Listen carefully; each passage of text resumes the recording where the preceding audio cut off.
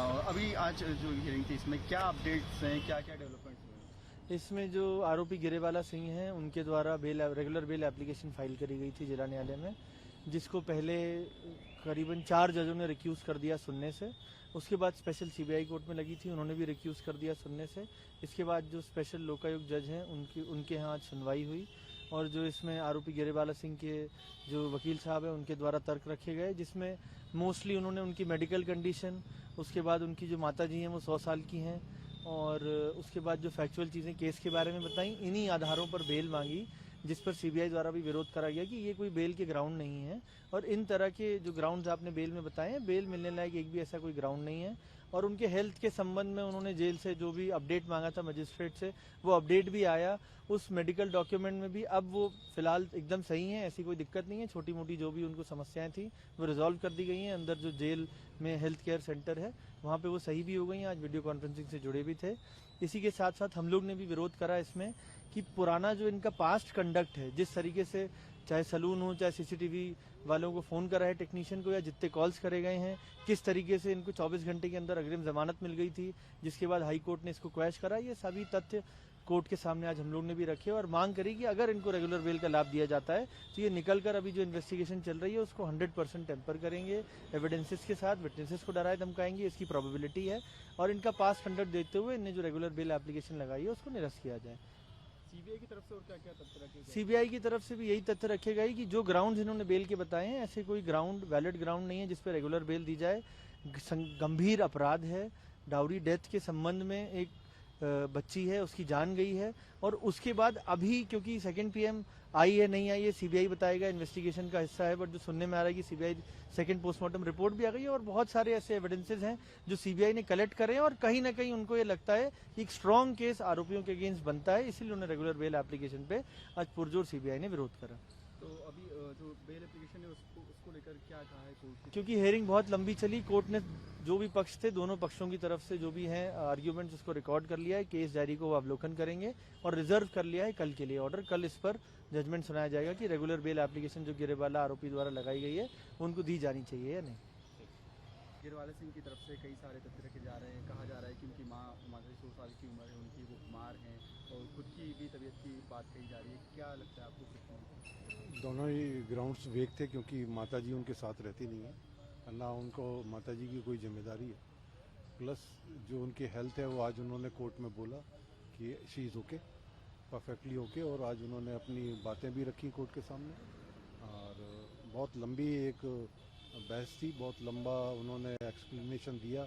ऐसा लग रहा था कि जैसे आज ही ट्रायल कोर्ट कंडक्ट हो रहा है, और जो कि बगैर तथ्यों के, बगैर फैक्ट्स के सारी चीज़ें रखी गई, क्योंकि अभी फैक्ट्स तो आना बाकी हैं। फैक्ट्स आएगा उसी के बाद ट्रायल कंडक्ट होगा। और हम लोग भी वेट कर रहे हैं PM2 की रिपोर्ट्स का, ताकि जो ये डेथ है, अभी इस डेथ मिस्ट्री को हम ये कम्प्लीटली नहीं कह सकते कि इसे प्लेन सुसाइड और इट इज़ ए स्ट्रैंगुलेशन, या इसको मारा गया है, क्या सर्कमस्टांसेस बने हैं, वो सारी चीज़ें अभी फैक्ट फाइंडिंग्स होना बाकी है। और उम्मीद है हमें कि न्याय मिलेगा, क्योंकि आज ग्राउंड्स तो कोई थे नहीं इनके जिस पर इनको बेल दी जा सके। सीबीआई ने भी कई सारे फैक्ट्स रखे हैं, उनने भी कहा है कि गिरवाला सिंह कुछ पावरफुल लेडी है, तो बिल्कुल बिल्कुल, उन्होंने आज खुद ही अपनी तरफ से बताने की कोशिश की कि हम इतने बड़े हैं, इतने पावरफुल हैं, और उन्होंने जो हम नहीं कहना हम कहते थे वो बात उन्होंने खुद ही कही। उनके वकील ने खुद ही कोर्ट के सामने बताया कि हम कितने बड़े वाले हैं, और ये ग्राउंड देने की कोशिश की, चूँकि हम इतने बड़े वाले हैं इसलिए हम दहेज की मांग नहीं कर सकते। तो ऐसा कोई कानून नहीं है कि जिसमें ये लिखा गया है कि अगर आप बहुत पैसे वाले हैं तो आप किसी को नीचा दिखाने के लिए दहेज नहीं मांग सकते। यही बातें दलील में कही गई हैं। आगे हमें इंतजार है कोर्ट के फैसले का। वकील ने ये भी कहा कि गिरवाला सिंह ने प्रेस कॉन्फ्रेंस नहीं रखी थी, मीडिया ने उन्हें लगातार प्रेस किया, इस तरह की बातें सामने। जी, उन्होंने मीडिया को बहुत कोसा, और आपको ज्ञात होगा कि आपको ही मैसेज करके बुलाया था, मीडिया को मैसेज करके उन लोगों ने इनवाइट किया था अपने ऑफिस में, और जिसको झूठ बोला आज उन्होंने कोर्ट में, कोर्ट की अवमानना करी उन्होंने।